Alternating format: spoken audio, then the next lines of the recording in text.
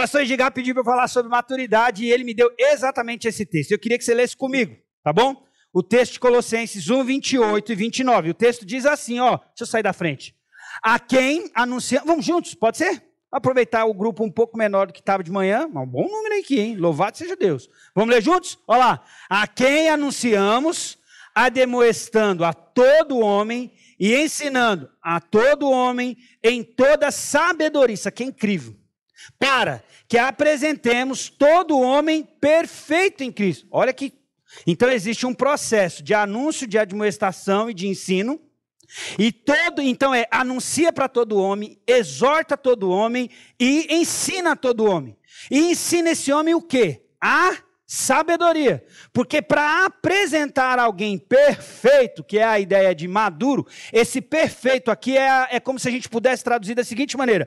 É um nível de maturidade que é possível de você alcançar. Não é a perfeição de Jesus. Ele está dizendo aqui, ó, que eu e você, como um cristão, como um discípulo de Jesus, gente raiz mesmo, firmado na palavra, nós podemos estar submetidos a um processo de amadurecimento, de forçar, de forjar o caráter em Cristo Jesus. Só que isso só acontece mediante a sabedoria de Deus. Então, ó, eu anuncio, eu exorto, eu ensino todo homem. Para quê? Ou melhor, para que ele possa ser apresentado maduro, aperfeiçoado. Só que esse aperfeiçoado só é possível por causa da sabedoria de Deus. Então um homem só pode ser maduro em Cristo baseado na própria sabedoria de Deus. Se for na minha, aí é escola normal igual a qualquer uma, é classe igual a qualquer um, é curso em qualquer outro lugar. Agora o segredo dessa sabedoria é porque é uma pessoa.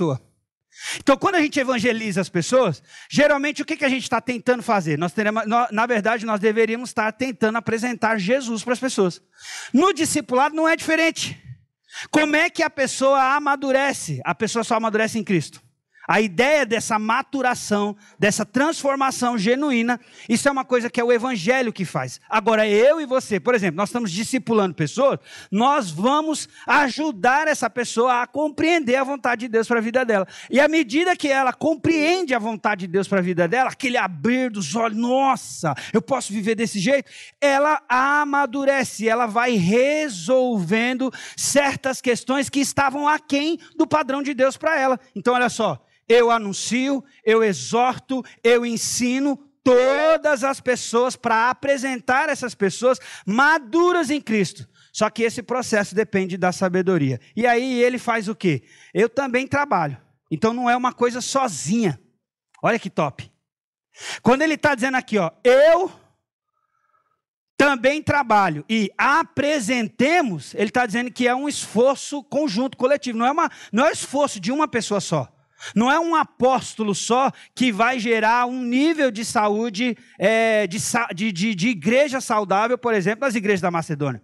Quando ele está exortando Paulo, quando ele está exortando Timóteo, quando ele está exortando Tito, quando ele fala para Tito, ele fala assim, ó, estou colocando você aí para botar as coisas em ordem. Por quê? Porque tem muita coisa que está bagunçada.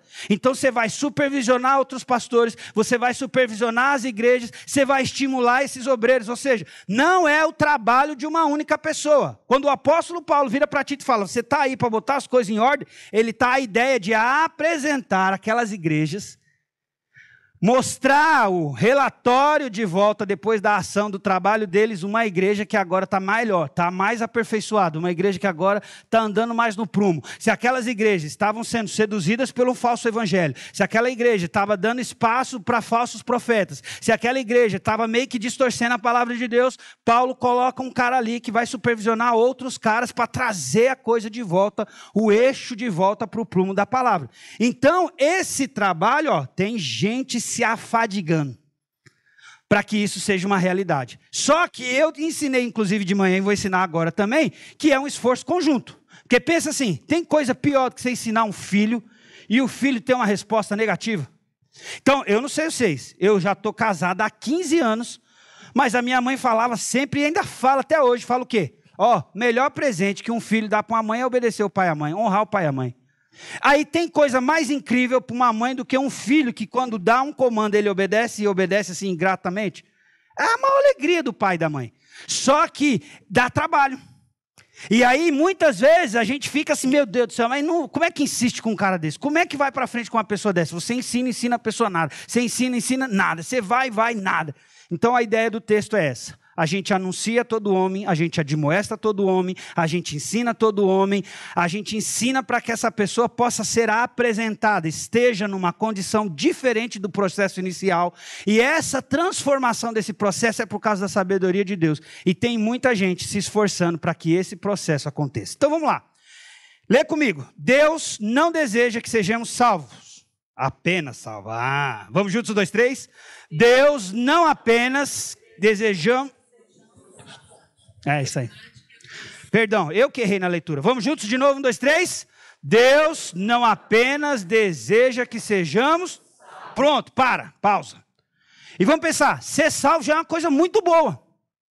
Certo? Muito boa. E é excelente. Por quê? Porque como a salvação não é nos meus méritos, então vamos imaginar, eu não conheço Jesus, e aí, sei lá, alguém me apresenta Jesus. Como é que é seu nome, varão? O Lucas, vamos pensar. O Lucas vem e prega Jesus para mim hoje. O Lucas terminou de pregar, eu morri. Está tudo certo. Não preciso de processo de santificação, não preciso melhorar, não precisa meu caráter, porque não tem a ver isso com os méritos de sair da ira, da ira de Deus. Eu deixei de ser condenado. Foi assim que Jesus fez com o ladrão na cruz, não foi isso? O cara estava lá, estatalado lá, agonizando, e Jesus falou, se você crer, hoje ainda estarás comigo no paraíso. E o cara creu. E onde que o cara foi? Se Jesus falou que o cara vai para o paraíso, o cara vai, meu irmão. Você acredita na palavra de um monte de doido na internet, você não vai acreditar na palavra de Jesus? Se Jesus diz que o cara morreu e vai para o céu e ia estar no paraíso, pode acreditar, o cara está no paraíso. Só que, se nós não estamos no paraíso, se você não morreu, aí o trem estralou. Por quê? Porque Deus agora quer que sua vida mude. Então lembra, para o cara que estava na cruz, essa exigência de maturidade espiritual. Agora, para nós que estamos aqui com o privilégio de refletir Jesus, de ser o reflexo de Jesus, de ser o embaixador de Jesus, de fazer parte de uma comunidade chamada igreja, que inclusive tem a responsabilidade da reconciliação, a ideia de pregar, de anunciar a verdade de Deus para reconectar o homem com Deus, aí nós temos que crescer em maturidade. Por quê? Porque exatamente, muitas vezes, a nossa falta de maturidade resulta exatamente no afastamento. Então, pensa assim, as pessoas deveriam ter conexões conosco e a barreira que essas pessoas têm em relação à verdade, ao evangelho, deveria diminuir. Mas muitas vezes, por causa da nossa imaturidade, por causa do nosso jeito de viver a vida, essas pessoas viram e falam assim, ser crente igual fulano, ser crente igual... Deus me livre. Esse povo diz que é crente, que é santo, e perdão aqui, vou falar rasgado. Como é que muita gente fala? É santo do pau, oco. Não é assim que as pessoas falam? E aí as pessoas muitas vezes não querem ouvir o evangelho que você deveria estar pregando para ela. Então qual é a ideia? Conhecemos Jesus, entendemos que somos salvos, então agora nós não morremos? Graças a Deus. Deus quer usar a gente. Agora Deus quer usar a gente de que jeito? Por meio desse processo de maturidade. Então Deus não apenas deseja que sejamos salvos, porque Ele quer que a gente seja salvo. E ser salvo já é uma coisa boa. Meu irmão, o cara está na beira do hospital, vamos lá e pregamos o evangelho. O cara não volta do hospital, glória a Deus que pregou o evangelho, ele entregou a vida a Jesus, e ele vai para o céu. Eu creio nisso, porque não é nos méritos do que a pessoa pode fazer. Agora, se esse cara tem a oportunidade de sair do hospital e viver uma vida aqui, aí Deus quer que ele viva uma vida de verdade, condizente com aquilo que ele entendeu. Olha o texto de Romanos. Rogo-vos, pelas compaixões de Deus, que apresentei os vossos corpos como sacrifício vivo, santo e agradável a Deus, que é o vosso culto racional. Não vos conformeis com este mundo, mas renovai-vos pela renovação do entendimento, para que experimenteis qual seja boa, perfeita e agradável vontade de Deus. A gente ama esse texto, legal demais. Só que a gente esquece o que tem antes. A ideia de entregar uma vida em sacrifício vivo, santo e agradável a Deus é por causa das compaixões, Edson. E quais compaixões são essas, Oséias? As compaixões são as questões que foram apresentadas do capítulo 1 ao capítulo 11. Se você olhar, Romanos fala o quê? O salário do pecado é a morte, todos pecaram e destituídos estão da glória de Deus. Mas aí começa a entrar, Abraão foi justificado pela fé, nós também seremos justificados pela fé. Quando chega em Romanos 8 ele fala, nem a morte, nem a vida, nem o presente, nem o principado, nem qualquer outra coisa, nem o porvir pode separar uma pessoa que está ligada a Deus pelo amor de Cristo. Olha que top. Então se você tem Jesus, não tem nada que possa tirar você das mãos de Deus. Se você tem Jesus, não tem nada que possa tirar você das mãos de Deus. Agora, é óbvio que aqueles que são discípulos de Jesus, a palavra de Deus está querendo que a gente viva uma vida aqui de progresso, de ser cada vez mais parecido com Ele. E aí é o que a gente chama de maturidade, é o que a gente chama de processo de santificação, a gente chama isso de crescimento, de amadurecimento. E a ideia é essa. Então Deus quer que você seja salvo. 2 Timóteo 2,15. O desejo de Deus é que todos os homens sejam salvos. A ideia de Deus é essa. Mas, apesar de Deus desejar que sejamos salvos, nós que estamos aqui na condição de salvo, deveríamos ter o nosso caráter aperfeiçoado e trabalhado. Quando eu prego o sermão do... Eu preguei uma parábola domingo passado, eu estava pregando em Campinas e eu falei assim, quando Deus trabalha o nosso caráter, e o nosso caráter é trabalhado por Deus, Deus amplia a nossa influência. Então presta atenção. Aí você vê as bem-aventuranças, bem-aventurados que choram, bem-aventurados não sei quem, bem-aventurados que sofrem. Aí você fala, pelas barbas do profeta, você vai olhar para o hebraico, você vai olhar, bem-aventurado é feliz. E aí quando inclusive fala lá, ser feliz os pacificadores, felizes os que choram, aí a resposta é, por que que essa pessoa que está chorando é feliz? É o lance da fé, a pessoa que tem Jesus, até o sofrimento dela, eu falei isso de manhã, essa pessoa, o sofrimento dessa pessoa é diferente, por quê? Ela chora sofrendo, mas crendo que será consolada. Você está entendendo? Bem-aventurados que sofrem. Por quê? Esse sofrimento tem um consolo garantido. Faz parte de uma promessa. Então, se você sofre com Jesus, até o seu sofrimento pode ser uma bênção. Por quê? Você pode esperar o consolo que vem do todo consolador, que é o Senhor Jesus Cristo. Então, de manhã eu falei assim, ó. Até a morte de uma pessoa ente querido pode virar um testemunho. Desde que você esteja com sua fé no lugar certo. Se você ajustar a sua mente, se você ajustar a sua cabeça, o que o apóstolo Paulo fala? Ó, não entristeçais como os demais que não têm esperança.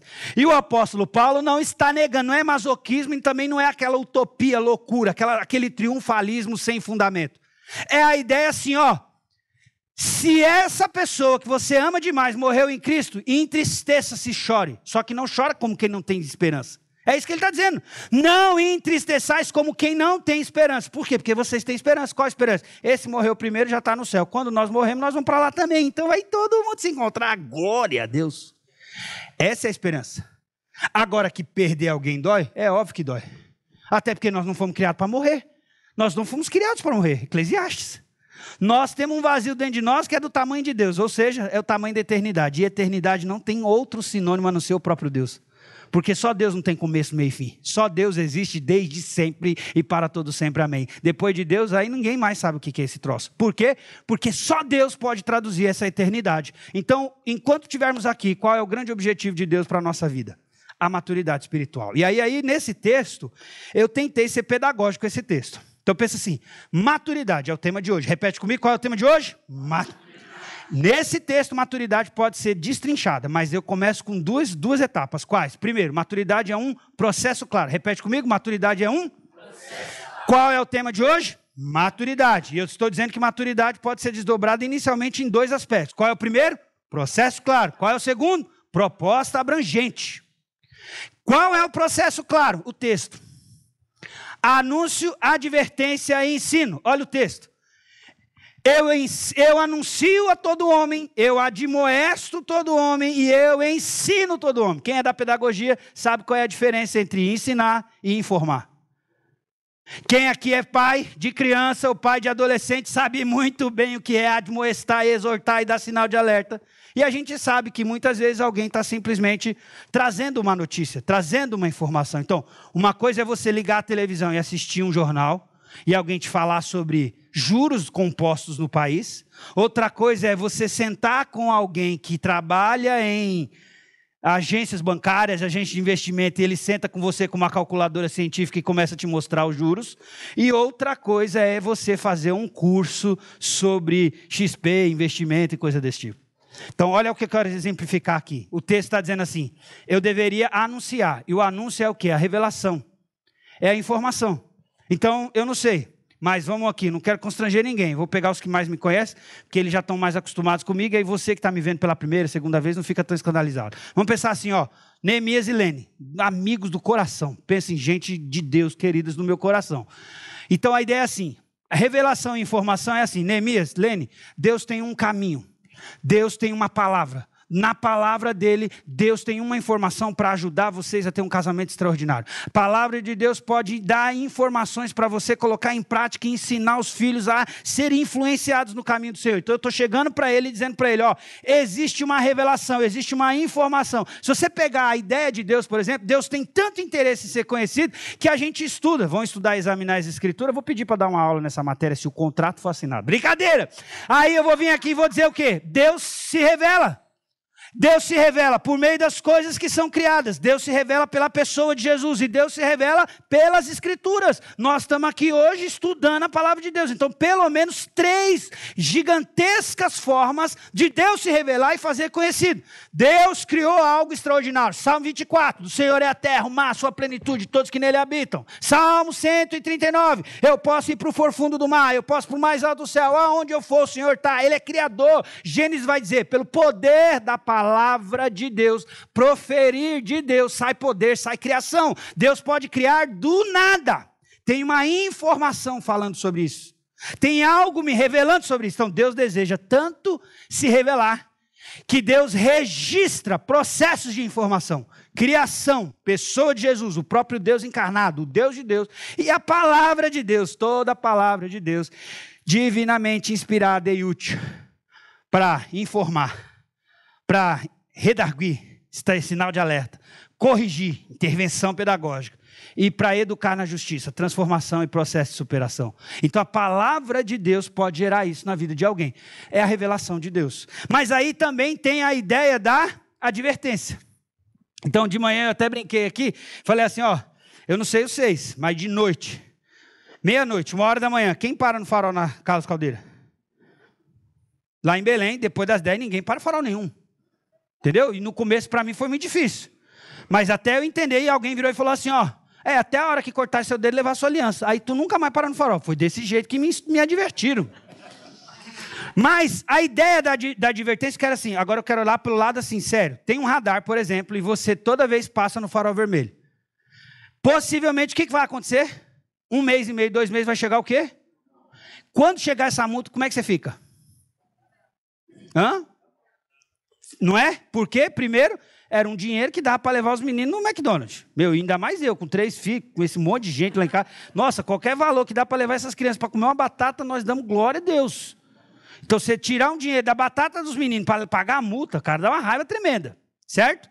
Só que, além de dar essa raiva, a pergunta é, quando você passar de novo no farol, eu estiver perto daquele farol, do que você lembra? Ó. E aí, provavelmente, você vai dar uma... Ó. Tá vendo? Ficava inteligente. Então, o que é a ideia bíblica? Olha só, olha como Deus, olha que coisa incrível. A palavra de Deus está dizendo para nós que nós temos o dever de amadurecer. Deus deseja e isso é possível. E Deus é tão amoroso com a gente, a nossa natureza pecaminosa, nossa carne, é difícil de a gente... Mas ele está dizendo assim, ó, se nós se submetermos a um processo, claro, que envolve a palavra, a revelação, se alguém que caminha com a gente para ajudar, para advertir, cara, isso vai tornar menos difícil. A advertência é essa coisa, alguém que caminha com a gente, você entendeu? Então, sei lá, vem aqui Oséias, vem cá, Oséias. Então eu falei, vou chamar os que eu sei assim, para não ficar tão constrangido. Então de manhã eu chamei um cara aqui, vou chamar o Oséias agora à noite. Mas a intervenção pedagógica é o quê? Oséias, olha o seguinte, cara, 3 filhos, meu irmão, vai operar, porque se nascer mais um é difícil pra caramba, não tem carro que cabe. Brincadeira!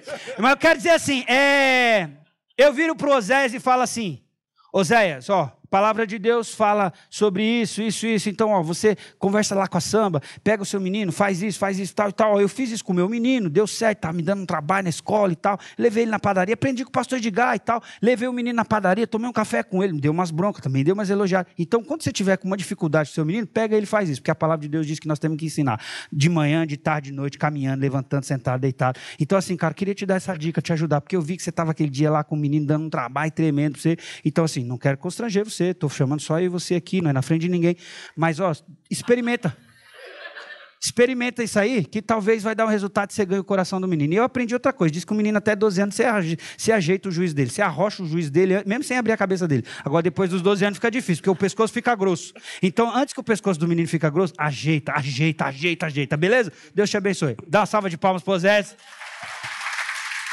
Brincadeira à parte, mas qual é a ideia? A ideia da advertência vem de uma palavra chamada consolo, exortação.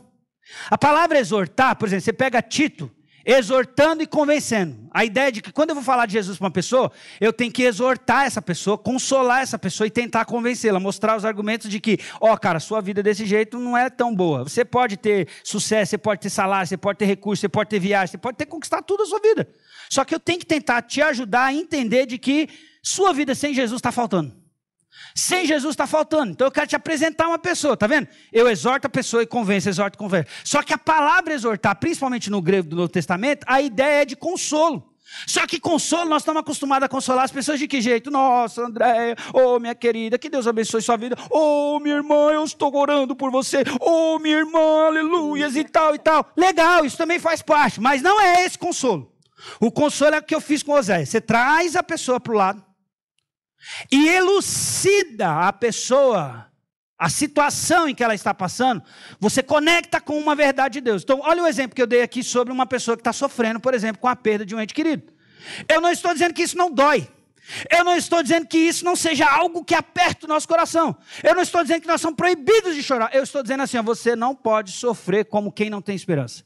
Se você tem Jesus e a pessoa que você ama, que partiu, está com Jesus, nós vamos nos encontrar no céu. A dor faz a gente muitas vezes perder o rumo, a perspectiva da coisa. É por isso que o apóstolo Pedro, lá em Pedro, falou assim: lance sobre ele toda a vossa ansiedade, porque ele tem cuidado de vós. Porque quando a gente não lança, aquilo vira uma lente de interpretação de vida e de contexto. Então ele está dizendo, a ansiedade, os problemas que te levam a esse processo de ansiedade, não deveria ser o fio condutor de decisão da sua vida. E aí o processo é de entrega. Poxa vida. Então a advertência qual que é? Eu trago a pessoa, Edson, para perto e relembro, ajudo aquela pessoa, talvez a relembrar o que ela já sabe.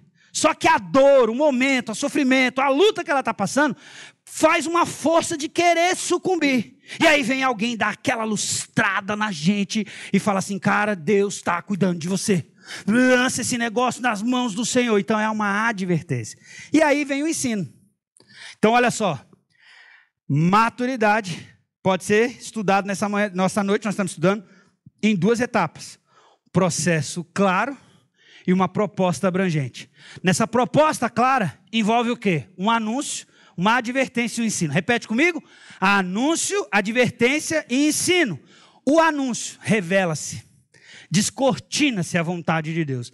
A advertência é trazer para perto e possivelmente alguém, um livro, um estudo, uma pregação que você ouve, alguém que vai ser usado por Deus para talvez trazer à lucidez uma coisa que está na sua mente que você está, meu Deus, como é que eu faço? Isso pode acontecer num culto. Eu não sei se é quantos cultos eu já fui que o cara deu a palavra, parecia que o cara estava pregando para mim. Parecia que o cara sabia da minha vida, mas eu não sei da vida de ninguém aqui. Mas aí a palavra vem como...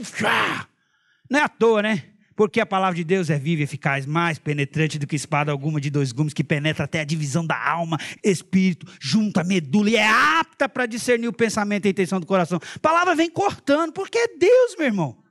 É Deus. Então a ideia é de uma advertência e também de um ensino. E o ensino, se você olhar, o ensino, na perspectiva pedagógica, quando ele acontece? Quando transformou. Então, na perspectiva bíblica, você pega o texto de Timóteo lá, quando é que o processo educacional completa? Porque a palavra de Deus é útil, divinamente inspirada, e é útil para lá, instruir 4 coisas. Ela informa, ela dá sinal de alerta, que é a palavra no grego redarguir, e ela corrige, uma intervenção, um processo, corrige, traz o menino para o prumo. Só que esse processo tem um objetivo maior, que é a educação na justiça. O que significa essa educação na justiça no texto? Que se isso daqui é o meu obstáculo, e toda vez que eu vivo, eu vou até aqui, esbarro e volto, eu esbarro e volto. Eu preciso desse processo para chegar a concluir. Qual é a conclusão do processo? Transformação e superação. Repete comigo, qual é a conclusão do processo? Transformação e superação. Então a ideia de educar na justiça é essa aqui, ó. Eu vim aqui, esbarrei, já vim aqui, esbarrei de novo, vim aqui, esbarrei de novo. Então agora, como é que... Eu não quero envergonhar uma pessoa que eu não conheço, aí ficar ruim. Mas você não vai ficar constrangido, não vai? Então chega aí você. Você tá bonitão, cabelo arrumado. Me fala onde é seu cabeleireiro que eu quero ir com você. Então imagina assim, como é que é seu nome mesmo? Então imagina, o Lucas me abraça. Certo? De boa, Lucas. Ó, casado, você é casado. Então, ó, sem interpretações equivocadas, por favor. Só que agora, com a ajuda do Lucas, olha só, o Lucas vai e vai falar assim, André, vai dar certo, fala. Agora pega na minha outra mão. E aí agora eu tenho equilíbrio, ó. O Lucas é isso aqui, ó. E sabe por que talvez muitas coisas você não consegue vencer na sua vida? Porque você não está deixando alguém pegar na sua mão para você superar os obstáculos que não deixam você concluir esse círculo. Deus já ofereceu. E aí a gente entra. Uma salva de palmas para ele, obrigado pela ajuda. Qual é a ideia? A ideia é essa aqui, ó. Uma igreja saudável vai capacitar pessoas para que elas capacitem outras. Porque lembra que eu comecei a história? Irmão, essa igreja cresce aqui. Nós estávamos lá, uma igreja de 500 pessoas, não dou conta. Não dou. Amo estar na casa, amo visitar, amo fazer essas coisas, amo comer bolo junto com as pessoas, tomar café. Mas, irmão, eu falei assim, cara, eu tenho 3 filhos pequenos, meus filhos vai me matar, meus filhos não vão me ver mais, não vão me conhecer, porque se eu ficar toda hora assim... E eu não estou dizendo que isso não é legal. Eu amo uma padaria. Eu, inclusive, levo meus filhos na padaria. O que eu estou dizendo é que uma igreja saudável não pode depender unicamente, exclusivamente de uma pessoa. É um processo que vai envolvendo pessoas. Então, olha lá, uma igreja saudável capacita pessoas para que elas capacitem outros. Amém ou não? Então vamos juntos, lê junto comigo, 1, 2, 3. Uma igreja saudável capacita pessoas para que elas capacitem outros. E aí, ó, veio a proposta abrangente. Então lembra? Qual é o tema de hoje? Maturidade. Qual é o tema de hoje? Maturidade. E eu estou ensinando maturidade em 2 etapas. Primeiro, processo claro. Processo claro envolve o anúncio, envolve o quê? A advertência, a exortação, envolve o ensino. Qual é a proposta? A proposta é que esse primeiro processo esteja imbuído, entrelaçado com o segundo. Porque aí é pessoas, esforço e conteúdo. Repete comigo. Pessoas, esforço e conteúdo. Eu não sei você. Eu me considero uma pessoa disciplinada, de certa forma, e bastante esforçada. Mas eu vou dizer uma coisa para você, muitos dos lugares que eu acessei e alcancei é porque alguém me ajudou. Por mais disciplinado que eu seja, por mais dedicado, estudioso que eu seja, alguns lugares que eu acessei na minha vida, inclusive no meu ministério, é porque alguém me ajudou. Talvez eu não conseguiria dar conta sozinho. Outro dia eu recebo um telefonema de um pastor do outro lado desse país. E aí o cara me manda uma mensagem, fala assim, ó, eu queria convidar você para pregar aqui na nossa igreja. Eu falei, eu nunca...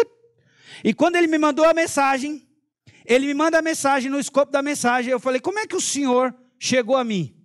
Um dos meus discipuladores, um dos meus pastores do coração, que cuida de mim, que me instrui, ligou para ele e falou, o meu menino está na sua cidade, você não deveria perder a oportunidade de tê-lo pregando na sua igreja. Você tem uma noção de uma coisa dessa? Talvez eu nunca pregaria na igreja daquele homem, mas porque alguém conectou, abriu a porta. Então presta atenção, eu não sei você, mas muitos dos lugares que eu acessei foi porque alguém me ajudou. E olha só, isso é uma ideia bíblica. Qual a ideia bíblica? De que você não vai dar conta muitas vezes sozinho. Presta atenção, por melhor que seja sua esposa, mais bacana que seja seu esposo, por mais bacana que seja seu marido, você tem desafios na sua conjugalidade. E talvez tenha alguns desafios nessa conjugalidade que você não dá conta de resolver sozinho.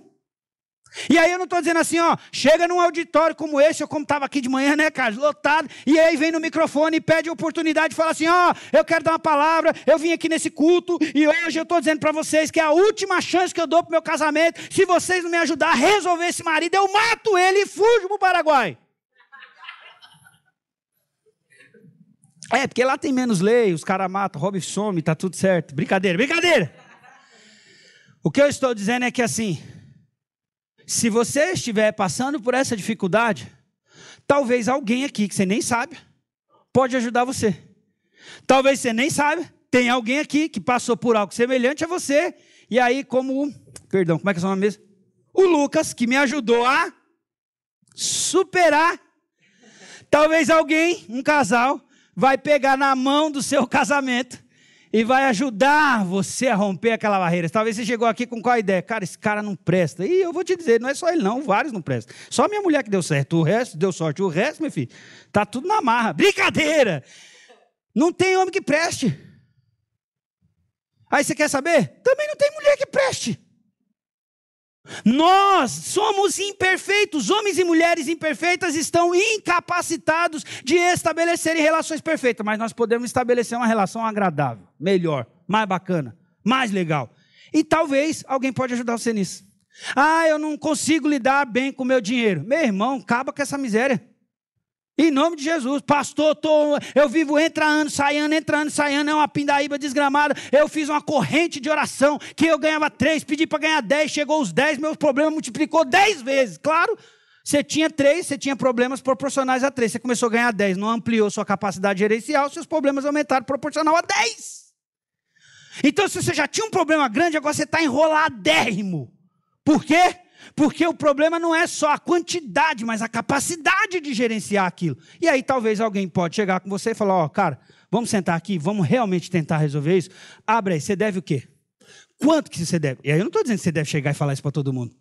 Mas talvez num processo de amadurecimento, você vai ter que ser humilde o suficiente para admitir que você não consegue lidar com aquilo. Aquilo tem sido um problema na sua vida, na sua família, no seu casamento, para os seus filhos. E aí você vai abrir e você fala, cara, ó, eu compro isso aqui descompulsivamente, eu faço isso aqui, estou devendo isso, estou devendo isso, estou devendo isso. E alguém vai ajudar você num processo. Alguém talvez vai ligar você. Alguém talvez vai perguntar, conseguiu ficar sem comprar nada essa semana?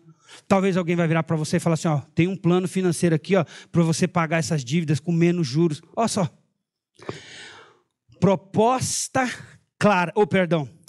Processo claro e uma proposta abrangente. Nesse processo abrangente, envolve mais pessoas, envolve o esforço, envolve o conteúdo. Olha o texto, qual é a ideia? O conteúdo é a sabedoria. As pessoas estão aqui, ó, eu também, e que a gente apresente. O apóstolo Paulo não está apresentando pessoas maduras a Cristo sozinho. Mas esse conteúdo só pode ser transformador de dentro para fora se for a palavra de Deus, porque senão é curso tudo igual. É igual a escola que os meninos vão amanhã, é igual a faculdade que você estuda, é igual ao processo de integração da sua empresa, é igual. Agora, por que isso pode realmente transformar você de dentro para fora? Porque é a sabedoria de Deus que é uma pessoa, e é a pessoa de Jesus. Então, o apóstolo Paulo vai trabalhar para chuchu, é o esforço.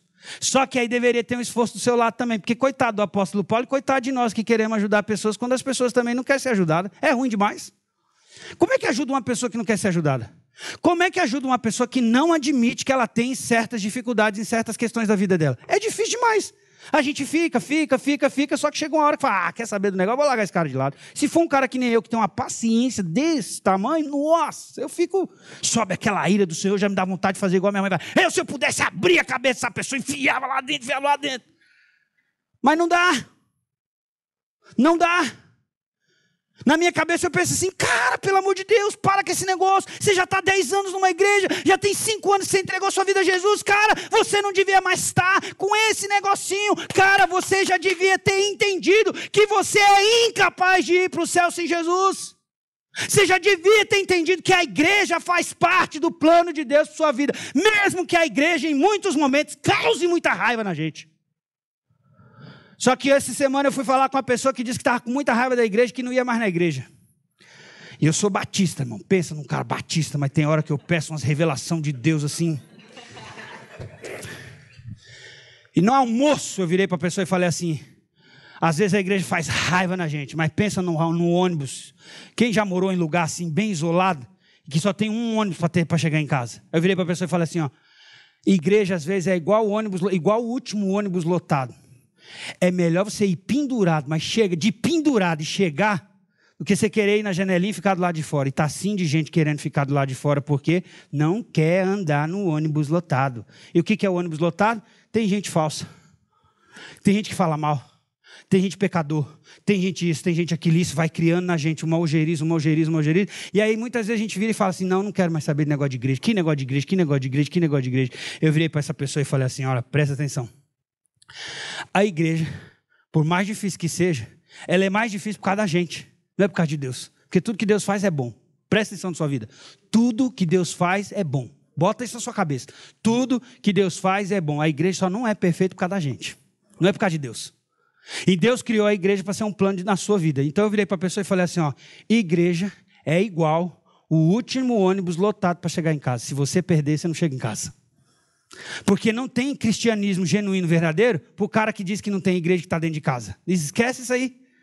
A igreja, o reflexo de ser igreja, é a evidência de uma conversão genuína. Então não dá para o cara dizer que ele é crente e não faz parte da igreja. O cara fica com esse discurso aí, instagramável, de que agora os ex-crentes, os crentes sem igreja, os desigrejados. Isso é uma falta de compreensão completa do Novo Testamento. Isso é um equívoco neotestamentário. Falta estudar sobre eclesiologia, porque nós somos igreja, a igreja é a pessoa, a igreja é eu e você, não é essa parede. Então eu e você não poderíamos, não deveríamos de jeito nenhum, por mais que às vezes algumas pessoas marquem a gente de maneira muito ruim, só que a igreja faz parte do plano de Deus para a nossa vida. Fui numa casa visitar uma pessoa, e aí, eu sou batista, mas as pessoas gostam que eu dê uma palavra. Pastor, dá uma palavra para o meu marido. Eu falei, rapaz, vocês estão achando que eu venho de qual igreja? Brincadeira. Eu amo isso aí. Eu fui pregar na igreja do evangélico. Qual foi dessas que eu fui do Reteté, assim, top? Pensa num lugar que eu gosto de ir, é pregar na igreja do Reteté. Nossa! Fui pregar na igreja, não sei qual foi. E aí o cara falou, dá uma palavra. Nossa, o pastor André, meu irmão, está na denominação errada. Esse homem é do fogo, do manto e tal. Chego na casa da pessoa, dá uma palavra aí, dou uma palavra. Qual palavra você quer ouvir? Não, pastor, meu marido disse que não vai mais na igreja. Falei, Fala mais. Eu falo, fala mais. Então, o que aconteceu? Aí eu, pastor amorosérrimo. Nossa, pensa num pastor assim. Aí eu virei para a pessoa e falei assim, o que aconteceu? Aí a mulher logo tomou a frente e respondeu. Falei, tem alguma coisa errada aqui, você não fala não? É só a mulher que fala? Abre essa boca, pelo amor de Deus. O que aconteceu? Aí a mulher falou, não, fulano de tal tratou ele muito mal. Aí, lembra do meu Deus, me revela alguma coisa, o que eu faço aqui agora? Deus me deu uma ideia. Qual foi a ideia? Eu virei para o cara e falei assim, quem é Deus para você? Não, Deus é maravilhoso, Deus me ama, Deus enviou Jesus na cruz para morrer por mim, parará. Falei, legal. Aí eu perguntei, legal, é isso que você pensa sobre Deus? Muito bom. Agora, o que é Jesus para você? Aí o cara falou, nossa, Jesus morreu na cruz, é o Deus e tal. Que legal. Então me fala sobre a igreja aqui. A instalação, as coisas, o que você achou? Nossa, meus filhos amam, não sei o que e tal. Eu falei, nossa, que legal. Não, e aquele salão de jogos, eu falei, nossa, que coisa, que visão, pastor. Eu falei, e eu aqui, nossa, o senhor é o melhor pastor do Brasil, nunca vi um homem igual o senhor. Eu falei, é? Então quer dizer que Deus é maravilhoso. Jesus é extraordinário, morreu na cruz, você tem consciência disso. A igreja tem um monte de gente boa. Eu sou o melhor pastor do Brasil, você está dizendo que vai embora da igreja? Por causa de uma pessoa? A pergunta é, eu não estou aprovando o que a pessoa fez contra você. O que eu estou dizendo é, por que por causa dessa pessoa, Deus, Jesus, a igreja, e eu como pastor tenho que pagar essa conta? Por quê? O cara, já entendi, pastor, já entendi. Falei, espero de ver no próximo domingo. E o domingo... Vocês estão rindo? Pergunto a vocês, aonde ele estava no próximo domingo? Graças a Deus ele estava na igreja. Mas está assim de gente que por causa dos traumas, por causa das experiências ruins, por causa de pessoas que às vezes não tratam a gente do jeito que elas deveriam tratar, está assim de gente fugindo das igrejas. E aí eu quero dizer para você, inclusive quem estiver assistindo esse culto e for dessa igreja e estiver nessa condição, ajusta seu juízo e volta. Se eu assinar o contrato, não dou sua carta de transferência. Volta para cá. Quero essas cadeiras tudo cheias em nome de Jesus. Não quero ser esperambulando para lá e para cá, não. É nosso lugar, é aqui, irmãos. Na casa de Deus, com o povo de Deus. Então ajusta seu juízo em nome de Jesus. Ajusta seu juízo em nome de Jesus. Aqui é o seu lugar. Olha lá. Para que então? Apresentar. Bora aí, Nailson. Ajuda aí para frente. Qual é o processo? Vida na vida. Lembra disso. Você não vai para frente sozinho. Você precisa de gente investindo em você. Segundo, quando você vier para a igreja, coloque seu celular em modo avião. Terceiro, esforço, trabalho e fadiga. E por último, disciplina e fidelidade ao conteúdo. Irmão, uma pessoa, ela não é transformada por esses ensinos que arrepia. É legal até. Essas coisinhas motivacional que a gente gosta de assistir, eu também. Essas músicas que botam a gente para cima. Legal.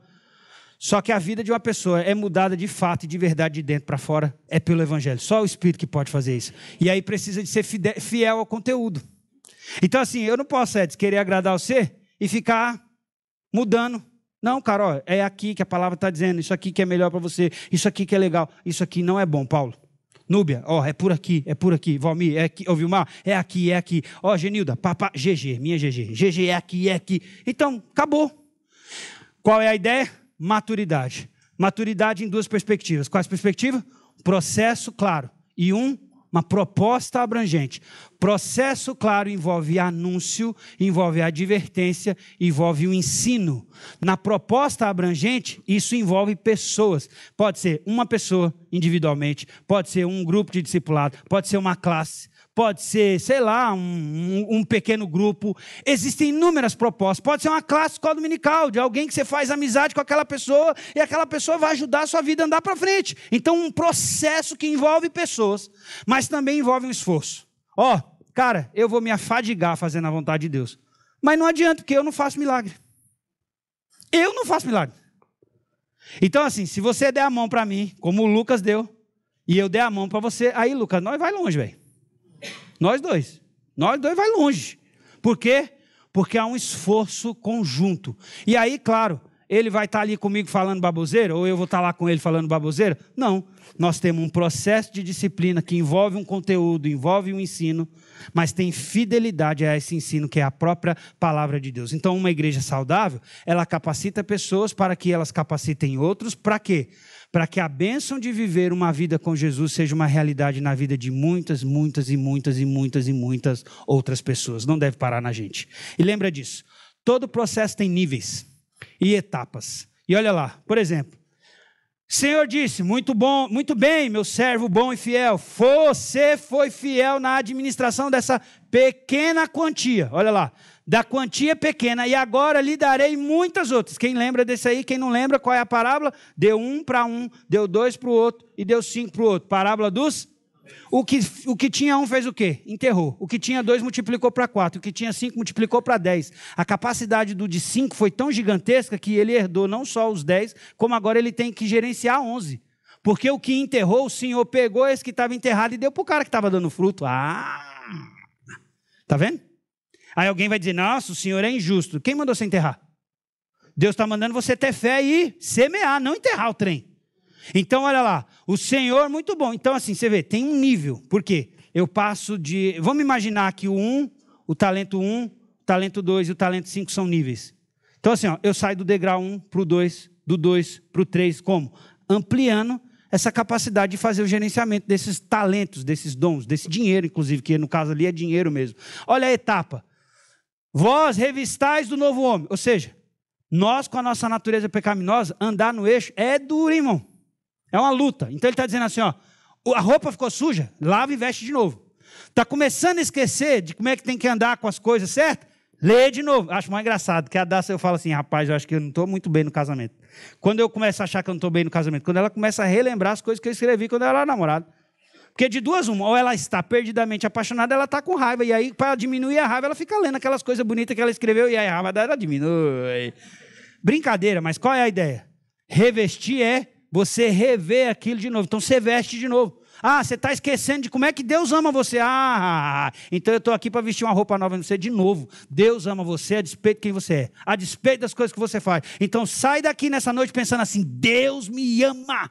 Como é que é a música lá, Edson? Deus me ama e o seu amor é tão grande e incondicional. Não depende do que você faz. Não depende do que você deixou de fazer. Deus decidiu te amar. Entra nessa bênção e desfruta de uma vida melhor. Então, olha lá. Processo envolve níveis e etapas. E uma proposta envolve disciplina e posição. E disposição. Então, alguém que se dispõe para te ajudar. E aí você também. Acorda, né? Arruma sua cabeça. Se alguém está estendendo a mão para você, não faz assim. Pega na mão. Mas não era a mão, não era a cor da unha que eu queria. Para com isso. Deus está usando uma pessoa, não interessa a cor da unha, não interessa a cor do cabelo. Pode ser a pessoa que Deus vai usar para um processo de transformação extraordinário e uma virada exponencial na sua vida. Olha lá que legal. E você queria tirar foto? Não deu tempo? Tira, pode tirar. Tira essa foto aí. Isso. Então, olha lá. Disposição e disciplina. Olha esse exemplo. Filipe, quem era o cara? Eunuco, está ouvindo? Entendes o que lê? Olha a pergunta. E aí a resposta eu acho incrível. Como é que eu vou entender se alguém não me ensinar? Então lembra, talvez você está numa situação ou numa fase em que alguém vai sentar com você para explicar. Mas Deus quer que você chegue num nível de amadurecimento que, mesmo que tenham pessoas sentando com você para explicar coisas para você, que esse processo seja cíclico. De que forma? Sente com outra pessoa para explicar alguma coisa para ela também. Porque você já tem alguma coisa para explicar para alguém. Então, tem muita gente que nas igrejas... Por que nossas igrejas não crescem tanto? Por que nossas igrejas fica às vezes naquele negócio? Porque muita gente só quer receber e não quer dar nada para ninguém. E aí eu não estou dizendo que você tem que dar no mesmo nível que o Paulo Ortiz. Não estou dizendo que você tem que dar no mesmo nível do pastor Diga. Eu estou dizendo que você tem que dar proporcional ao que você tem. Então alguém dá para você e você dá para alguém. Alguém dá para você e você dá para alguém. Alguém dá para você e você dá para alguém. É a ideia aqui, ó. Então alguém pode colocar no seu caminho de vida, no meio da semana, uma pessoa que vai entender o evangelho que você sabe explicar. E sabia que às vezes a sua explicação é melhor do que a minha? Que aquela pessoa se identifica com você. Acorda. Deixa Deus te usar em nome de Jesus. Então a ideia é essa. Olha o outro aqui, ó. Sendo assim, não corro, a disciplina do apóstolo Paulo. Não corro como quem corre sem alvo.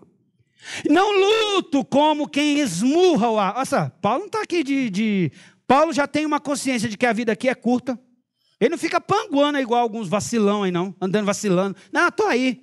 Ainda canta as músicas. Deixa a vida me levar, a vida levar. Eu vou vivendo aí.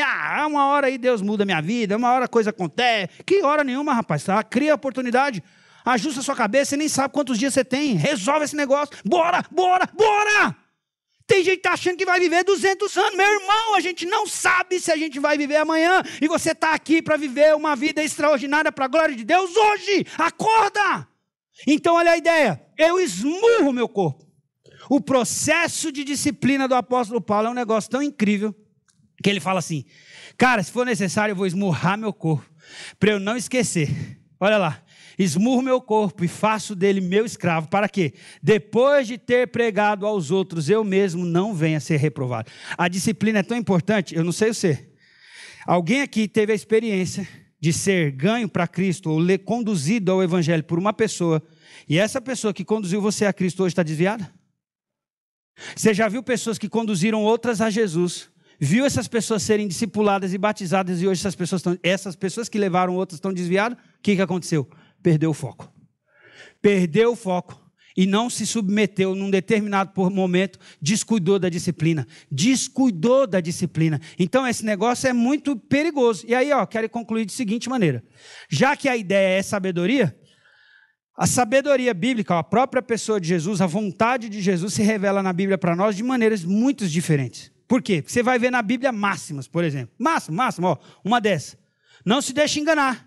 De Deus não se zomba. Por quê? Porque você semear, você vai colher. Então presta atenção. Olha que verdade, olha que máxima incrível. Não tem como você plantar uma semente de maçã e colher manga. Acorda? Não tem como. Então se você quer colher algumas coisas, e aí eu não estou falando de salvação, porque salvação é mérito de Cristo. Agora eu estou dizendo sim que alguns resultados da sua vida dependem do tipo de colheita que você tem. E eu acho incrível aquele texto, semeando e chorando, porque depois volta. Tem gente que chora ou semeia. Aí tem gente que semeia e não aprende a chorar. E tem gente que começa a chorar e para de semear. Eu não, eu semeio, choro e ainda choro em cima, que é para economizar água. Vai chorando em cima para o trem crescer mais rápido. Então não para, porque tem muita gente que se escora no sofrimento e para. Eu estou dizendo para você, não pare. Não pare. Olhe para o autor e consumador da sua fé. Não pare, não pare. Olhe para o autor e consumador da sua fé. Livre-se de pecados e embaraço e corra a carreira que está proposta a você, em nome de Jesus. Então olha lá, não se deixe enganar. Por quê? Meu irmão, o que você plantou, você vai colher. Tem provérbios. Olha que legal. Os planos bem elaborados levam à fartura, mas o apressado sempre acaba na miséria. Quem sabe, se o contrato for assinado, eu prego esse texto aqui. Porque esse texto é um negócio fabuloso. Por que muita gente com pressa de enriquecer acaba na miséria? Para pensar nesse provérbios. Eu já vou dar o spoiler. Possivelmente porque muita gente que tem a pressa... Olha o que Jesus já disse lá nos evangelhos. Aonde estiver o seu coração, ali está o teu. Se aquilo for o teu tesouro, seu coração está lá, determina a sua agenda e suas prioridades. Por isso que Jesus chamou o dinheiro de mamon, divindade. Porque uma divindade você se prostra, você reverencia. Então o que Jesus está dizendo? Olha só, o homem que é apressado, ele vai abrir mão de valores, ele tem pressa. Então ele não sabe esperar, ele não vai admitir esperar, plantar, esperar crescer para colher, poupar, guardar, investir para ver crescer. Isso leva tempo. A pessoa, eu quero hoje. Então ele mete nota fria. ele falsa, ele vende produtos sem nota fiscal, ele faz coisa contrabandeada, ele compra mais barato para vender mais caro, ele pega o funcionário e não registra. Por quê? Porque ele quer a fortuna a todo custo. Então não interessa os valores. Essa pessoa, na perspectiva do evangelho, vai acabar na miséria mesmo que ele mora rico. Olha que texto. A pessoa pode acabar na miséria mesmo que ela morra rico. Por quê? Não é isso. Então, um provérbio. Ciências. Olha esse texto. Deus abençoou e disse-lhes: frutificai. Sou um casal. Multiplicai-vos e enchei a terra. Que top, já fiz essa parte. Sujeitai-a e dominai. Ou seja, dois verbos de comando. 2 verbos de governo, 2 verbos de direção. Ele está dizendo aqui, ó, domine, sujeitai-vos. Coloca debaixo da palavra dominar a palavra ciência, ou seja, conhecimento, estudo, informação. Aí, ó, conhecimentos. Como é que você amadurece? Por meio das máximas, provérbios, ciências bíblicas e o próprio conhecimento da palavra de Deus. Antes, crescei na graça, no conhecimento de nosso Senhor e Salvador Jesus Cristo. A Ele seja a glória, assim, para, como no dia da eternidade. Amém. Qual é a chave? A chave é essa. Que a maturidade bíblica, sabedoria de Deus e a própria pessoa de Deus em você gere um nível de amadurecimento na sua mente. Que sua cabeça comece a andar assim, ó. E aí, quando eu estou dizendo assim, eu virei para o Luiz André e falei assim: Luiz André, provérbio foi escrito para 3 coisas. Gerar sabedoria, instrução e criar prudência. Pode subir a galera aí, pode subir. Não tem problema não, já está acabando. Subir, prudência. Qual é a ideia da prudência? Que a sua mente ela está tão treinada que você vai ser capaz de desvendar e discernir situações complexas. Então olha um exemplo, sei lá, vou dar um exemplo aqui. Situação complexa, cadê o microfone com fio? Não tem microfone com fio. Mas vamos pensar, entre esse e esse. A cabeça da pessoa está tão rápida para treinar que ela fala assim: não, é azul, porque vermelho está inserido com religiões. Tem muita gente que olha para o vermelho e já pensa em mal olhado, tem gente que olha para o vermelho e já pensa na macumba, tem gente que pensa, não, azul, porque olha para o céu já pensa na eternidade. Ele não precisou demorar muito para pensar e para escolher. Tem gente que não, tem gente que sem discernimento ela fica assim, ó. Ela fica assim, é esse. Minha mãe mandou eu escolher esse daqui, mas eu sou teimoso, vou escolher esse, não vou escolher. A maturidade gera na sua mente uma capacidade, olha o que o texto está dizendo, de desvendar enigmas e palavras do sábio. Esses sábios no texto aqui não são os sábios maravilhosos de Deus que quer abençoar a sua vida. Ele está falando de todo tipo de sabedoria, de esperteza, de coisa boa e coisa ruim. Ele está dizendo que através da sabedoria de Deus, você é capaz de discernir até quando uma sabedoria humana é boa ou ruim para a sua vida. Maturidade. A ideia da sabedoria é que você tem isso aqui, ó. Ter uma visão de vida coerente com a visão de Deus, que você saiba interpretar a vida com as lentes de Deus, que você tenha discernimento das situações de acordo com os critérios de Deus, que você possa adquirir prudência adequada para decisões em harmonia com a palavra de Deus, e para que você possa viver práticas de vida que vão transmitir valores de Deus. E isso é possível porque você pode desenvolver uma mente formada nas Escrituras de Deus. Vamos ler juntos? 1, 2, 3. Maturidade bíblica é um esforço conjunto, comunitário, onde pessoas, a despeito de seus status e posições, empenham-se para o cuidado e aperfeiçoamento, seja mútuo, rotativo, ciclo e constante. Maturidade se torna viável quando eu me comprometo para a realidade de um coletivo cuidador. Uma igreja saudável está capacitando pessoas para que pessoas continuem capacitando outras e cuidando umas das outras.